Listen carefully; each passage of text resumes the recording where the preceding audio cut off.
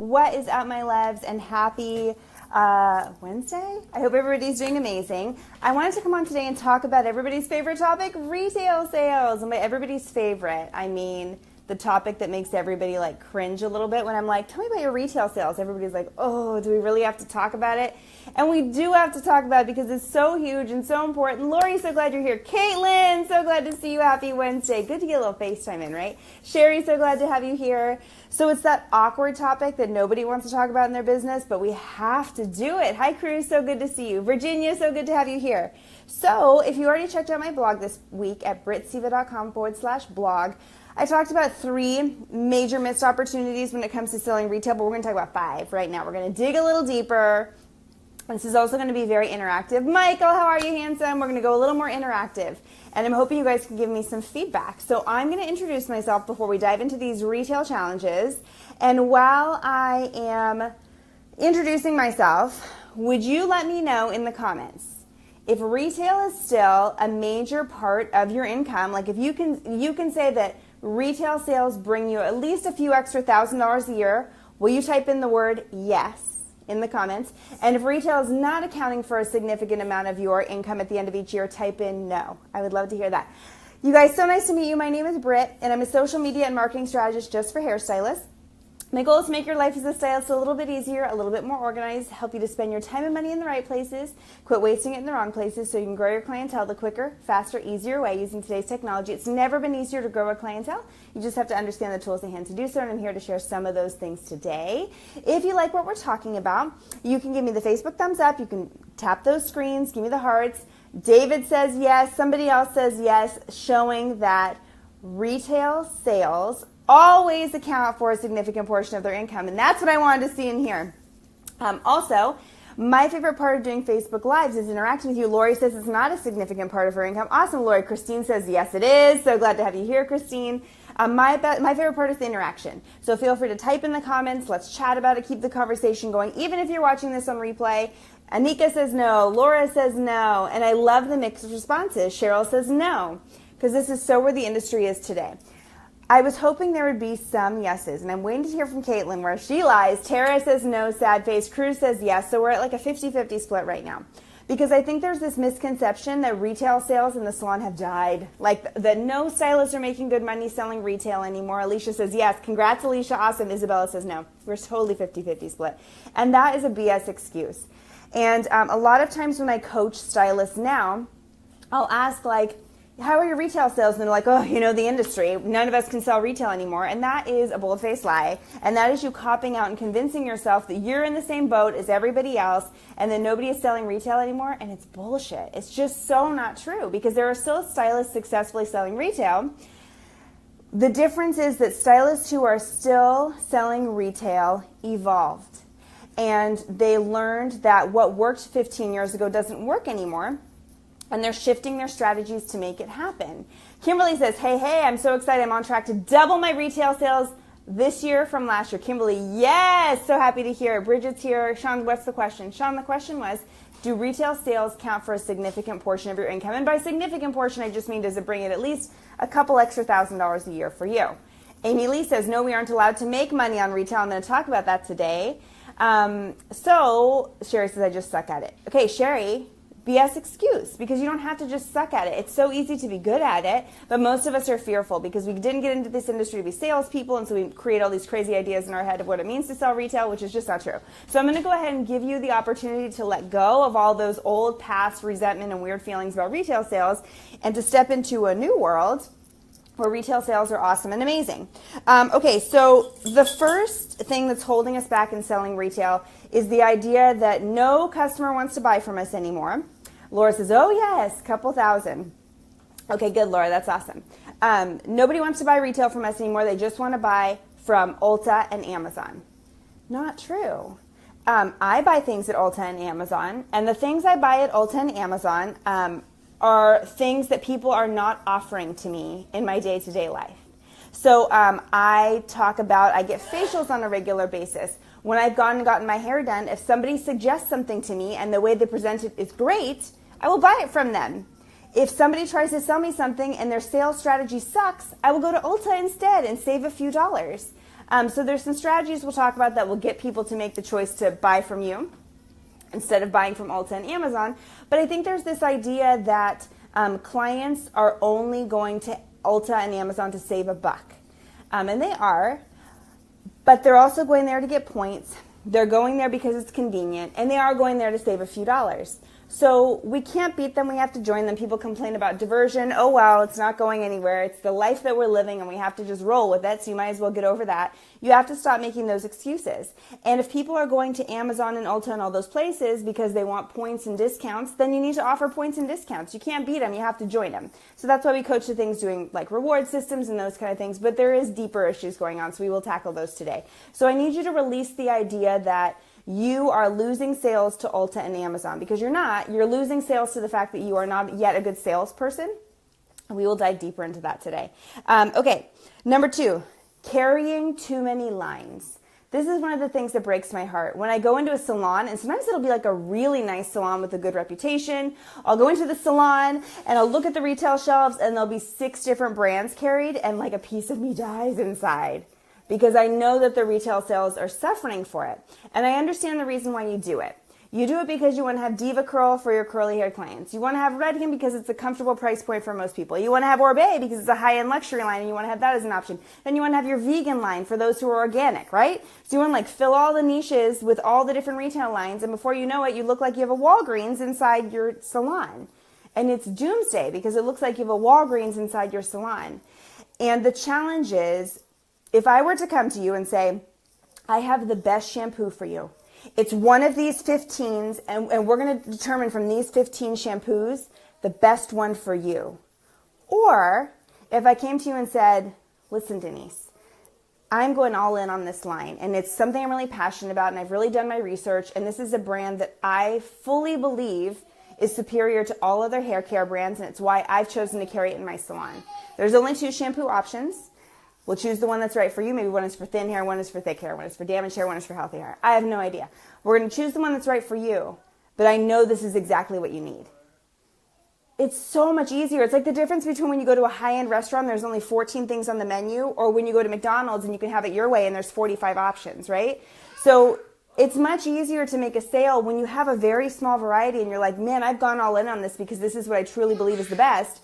Versus you have 75 shampoos available on the shelf. Why can't I go to Ulta and choose from those 75 shampoos? Do you see the difference? So when somebody chooses an Amazon or an Ulta experience, perhaps it's because it's the experience you're giving them in salon, versus you say, I'm all in on this one thing. You can only get it here with me. If you choose to get it somewhere else, here is what we're losing. And that's not to say, I understand if you have curly haired clients, perhaps you do go with this one line for hair care, and then for styling you have something else for them. But as soon as you bring in more lines, you will devastate your retail sales. There is a stylist who's amazing, and she's a Studio Suite owner. She's not on this call. I haven't seen her yet. She's a Studio Suite owner, and she came to me last year, and she was like, Britt, I am thinking about bringing on a second retail line. What do you think? And I said, I think it'll be the stupidest thing you ever did. And she said, why are you saying that? And I said, because if you think bringing on a second line will increase your retail sales, you are looking to make up for something that you're lacking. I said, how about instead we do this? Instead, we take the one retail sales line you're carrying and slim it down. Offer less options. And she's like, you're scaring the shit out of me. And I said, I know I am. And I said, I don't want you to take on the second line. I actually want you to look at the first line and carry less, but carry more pieces of less SKUs. And she's like, okay, I'm going to do it. She did. And about 12 weeks later, she messaged me and she said, I'm making double, almost triple the retail sales I've ever made before in my life. And there's a couple of reasons why that happened. One is because she looked very intentional.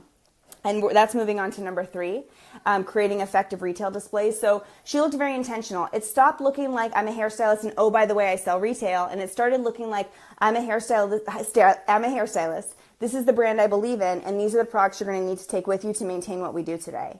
It was this whole shift in positioning, not like, come get your hair done, and by the way, do you want a shampoo? It's come get your hair done, and all of my clients use this to support what we do. It was a complete reframe. So did my advice help her? Yes, absolutely. And changing the way that she had the displays changed for sure, but it also changed the way she felt and believed in what she was selling, because she had to get very intentional. When she was scaling down the line like I told her to do, that was scary. Suddenly she couldn't have 30 different SKUs available. she could only have 12, which is what I limited her down to. And it had to be 12 that she believed in.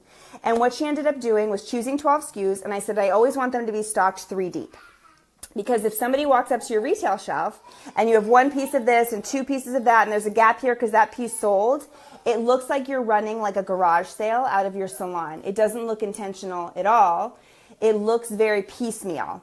And I'm like, oh, I don't want to take your last one because it looks like you maybe don't have enough, so I'm just not going to. It sounds crazy, but it really is how people think. It's how I as a consumer think, like, okay, this looks kind of scary and weird, so I'm just not going to choose anything at all. Versus when I walk up and it's beautiful, and you have 12 SKUs and 3 pieces of everything, I'm all in. So she's the living proof. I wish she was on this because she would attest to it. Maybe she'll comment later and you'll get lucky. But it really does work. So don't be afraid to play small. David said he's in this position. David, let me rock your world for a little bit. So I'm going to give you some real numbers, and you guys know how I hate math, but the numbers don't lie, so I need to share them. If you are a salon owner, and maybe you're a studio suite owner or you're a booth renter, so you don't have a ton of retail on hand. Let's say you purchase retail for $12 a bottle, right? And you wholesale, or you retail it to your clients for 24 or something like that. I'm trying to go mid-range. So you purchase for 12, that's your wholesale cost. And you have 20 SKUs, and you're stocking each of those 20 SKUs 3 deep. That's $720 living on your retail shelf. Now let's say you are a big time salon owner and you still purchase retail at wholesale for $12 a bottle, but now you have 120 SKUs, tons of things to choose from. At 3 deep, you have almost $5,000 in retail sitting on your shelf. There was a time in my salon that we had $18,000 in retail sitting on our shelves, and we had this holy shit, what are we doing moment, where it was the scariest thing ever. And a lot of salons are in that position. Britt, what do you think about having your own product line or makeup line? I think it's fantastic. We had our own line, and it was amazing. And actually, the hairspray in that line outsold every other brand we ever carried. It outsold Bumble, it outsold Orbea, it outsold Redken, it outsold Pureology, it outsold everything. And the profit margin on it was huge, so it was incredible. We also had to order that product in orders of 48. So that's the thing that you run into when you go private label, is that generally speaking, if it's something that's going to have your logo and your name on it, you're going to have to order in huge quantities because they're not going to do a run of 6 for you. They're going to want to do a run of 24, 48, 96 pieces. So yes, I think it's great. Yes, it is a huge financial investment, but it can totally help and make the difference for sure. So David says 11K on my shelves right now. David, can you imagine how good would it feel if you had 6K on your shelf instead? What if you had 4K on your shelf and you were generating a full turnover each and every month? Wouldn't that be amazing? And less really is more. Okay, then moving on to tip number 3, not changing lines often enough. And this is something that I learned the hard way for sure. And carrying less lines but switching them over was huge for me. So we went through periods of carrying 2 lines in the salon and carrying 3 lines in the salon, and we always made more money when we had 2 lines. Didn't matter what the price points were on any of the lines, but as soon as we brought in the mid-range line so that there was something for everybody, it sat on there and collected dust, because what happened is all of our clients who really fell into that mid-range category either decided to go cheap and went lower, or decided to go more expensive and went up. And that mid-range line generally accounted for about 12% of our sales, which meant it was dead inventory, just sitting there sabotaging the rest of our sales, because our stylists would get confused and they're like, well, we have option 1, 2, 3, 17, and it ended up being overwhelming. So my suggestion is have only 2 lines at the most, and you only get to have 2 lines if you're a huge salon with at least 7 stylists, at least, maybe 5, but plenty of people to sell through both. Otherwise, you get 1 line and you stock it super duper smart, and the less you have, the better. The other thing that you should do is research new brands every single year, because brands get stale really fast. We're living in a world that shifts really quickly, and there was no better way to infuse more money into my salon than when I would bring in a new retail line. And is it expensive to bring in a new line? Yes. But you can always negotiate. You can negotiate with your local distributor, your local store sometimes, depending on how big the brand is and how big your salon is. Sometimes they'll buy out your full inventory for you. There's also ways to liquidate what you still have. And if you're stocking smart and you don't have a ton of inventory on your shelves, it's easy enough to liquidate to bring something new in. Because wouldn't it be great to be in the position where you and your salon are always bringing in what's new and what's great? I think we're still like living in this world where it's like, well, I have the classic that everybody has liked forever. But you have to realize that a lot of the world wants what's new and what's great and what's hot and the latest technology. So the classic is good and it has a good place, But then there's also the brand that everybody's reading about in Cosmo and reading about in People magazine and seeing on Real Housewives. And there's a lot of weight that goes into that too. So always taking a look at your retail options, seeing what has the best incentives right now, seeing what's going to be the easiest sell for you. And if you have a salon team, can I just tell you, my team never sold more than when I brought in a new line, because it breathed like this new life into the salon. So always review your options and keep your options open, and don't feel tied down to anything. Keep it open. Okay. Number 4, poorly optimized retail displays. You guys know this. There's a whole strategy to it, like a rhyme and a reason, right? So when somebody walks up to a retail shelf, the first thing they're going to do is look at what's eye level, and then they're going to go left to right, up and down. And there's a whole science behind that. Hi, Caitlin Lev. There's a whole science behind that, but it's super duper important that you have your top sellers, or what you want to sell the most of, at eye level. So I know a lot of times people are like, well, I'm going to put the biggest size things on the bottom, and then I'm going to have everything that's blue in the middle. No. So yes, it should look beautiful. It should look very strategic, but knowing that every major department store stocks their shelves this way, that everything at eye level is going to sell the best, and then it's left to right, up and down, is really, really important too. So get smart about it. Somebody said, how can I stock when my owner doesn't? It drives me crazy. I'm sending everyone to Ulta. Okay, this is my PA for all the salon owners of the world. This is actually number 5, but I'm going to say it now because you segued into it so beautifully. Salon owners of the world, you are doing your staff a huge disservice when your retail is not set up properly, when you don't stock the way that I said to, where you have limited SKUs and each SKU is stocked deep, so that if I want to sell a shampoo that I love, I know that it's always there, and I don't have to say, I hope it's there so I can sell it to her. I should never be in that position. Everything I need should always be there. And I know as a salon owner, you're like, well, I'm not made of money, I can't do it. It's because you have too much. So if you have fewer options, you can stock them deep, and your stylist will never be fearful to sell retail, because they're worried that what they need won't be there. The other thing is, I hear a lot of stylists say, I would sell retail, but I don't make any money on it, so what's the point? And there's 2 schools of thought to that. The first school of thought is that retail does equal retention. So even if you don't make a dime on the retail sale itself, it does help with your retention. So you will get more service dollars from that. You won't have to work as hard to market yourself. I can argue that point. But the other side of it is that if stylists are not motivated to do something, they will not do it. And that's just human nature. And I fully understand that most of the margin in the salon is tied up in retail. I fully get that. And so from the owner perspective, I understand why you're like, I can't afford to pay him that much. It's how I pay my bills. I totally get it. You need to figure out a way to incentivize another way. Something that worked really well for our team is they did get a 10% retail commission split, which they did feel like was peanuts, if I can be honest. It didn't feel great.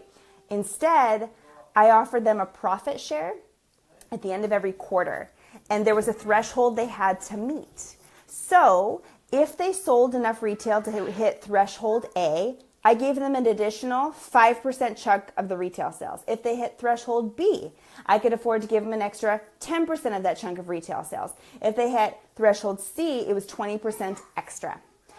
So some of my stylists were making a 30% retail commission at the end of each quarter based on hitting the threshold, but the stylists that were doing it were also bringing in like 30 grand in retail for me every single year. So I could afford to do it because, yeah, I needed that margin, but if you're generating that much retail, I should be able to kick back a little bit more to you too. So that incentivized them, like, yeah, it might only be an extra $55 in my paycheck right now, but if you're going to cut me a check at the end of the quarter for $2,200, I'm going to be a lot more motivated to do it. And it was enough money that we could continue to use it the way that we needed to when we needed to have it, but I could still incentivize to make them feel like it was worth it because they were getting this profit share. And you don't have to use those percentages. You can do it however you want. And maybe it's not a percentage. Maybe it's, if you hit this retail threshold, I'm going to give you a $500 Visa gift card. That's still great. But it has to be a little bit more than like you will make 45 cents of every shampoo bottle you sell. That wouldn't motivate me either. So I challenge you to be a little bit more creative because a lot of the traditional retail sales standards just aren't making stylists feel motivated anymore. So take that for what it's worth. Do with it how you want to. Stock your shelves smart and really think about how you're going to incentivize your people. Shay says, my boss doesn't do retail because she says everyone goes to Amazon anyway. That is unfortunate that she thinks that. She's selling herself short and cutting into her profit in a huge way. I don't care about commission. I just want to be able to guarantee the work I do will last and my clients more than a week. Can everybody in this room who's a salon owner or thinking about being one listen to what Shay just said? That's super powerful. Stylists want to be able to sell retail, but they need to have what they are looking for and count on it being there. And she says she doesn't even care about the money. She just wants to service her clients properly. And I think I don't want to get too far off on this tangent, but I think that a lot of salon owners are like, my stylists are lazy. They wouldn't sell anyway. No, it's just because you're not setting them up for success. And all they want is to be set up for success. So really have a mindset shift around that and kind of think of how you can come to the table and rise to the occasion and partner, because they do want to do good things for you. You just have to set them up for success. Christy says, my owner doesn't like our stuff cluttered, but it's on her retail shelf and she gets the commission. And that's a shame. Okay. And then number 5.5-ish, 6, sorry, I go on a tangent, is going to be lack of sales tools. And so this comes to the sales positioning. And this is why a lot of times people get fearful about sales, because they feel like there's this awkward time and you're like, and would you like to have a shampoo today? Because everybody uses shampoo. And it's this very weird offering, where instead, and we could go deep about how to sell retail, and there's 15 different strategies that work, and all of that is great. But I think what helps for most people as far as a quick, easy fix is to always have a talking point. And a talking point at the beginning and a talking point to save the sale at the end. So a good, quick, easy talking point to have at the beginning is to always have some kind of retail sales incentive happening. And what I would do is I didn't do a whole lot of like 15% all of our retail, but it was like 15% off shampoos this month, 15% off masks next month, buy two, get one free. Like we would mix it up so that there was always something different going on. We had enough variety that we could break up promotions all the time.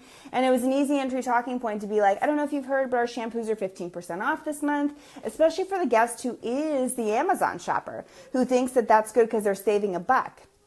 And they could say, oh my gosh, so would it be around the same price as Amazon? And you could say, yeah, and the other thing is too, you know what you're getting, and I can set you up on my plan where every 8 weeks I'm reminding you about your shampoo. You can check your quantity before you come in. I can guarantee it'll be here for you. A lot of the reason why people shop at Amazon and Ulta is because they know they can always get what they're looking for, and it's super convenient. But if you can provide that same experience in the salon, your clients do love you and they want to support you. It's all about how you position it and present it. I can think about myself as the consumer and the reason why I choose to buy from somebody or not. Sometimes I'll go get a facial and somebody will be like, you know what you should use on your skin, blah, blah, blah, because it's great. And I'll be like, okay, noted.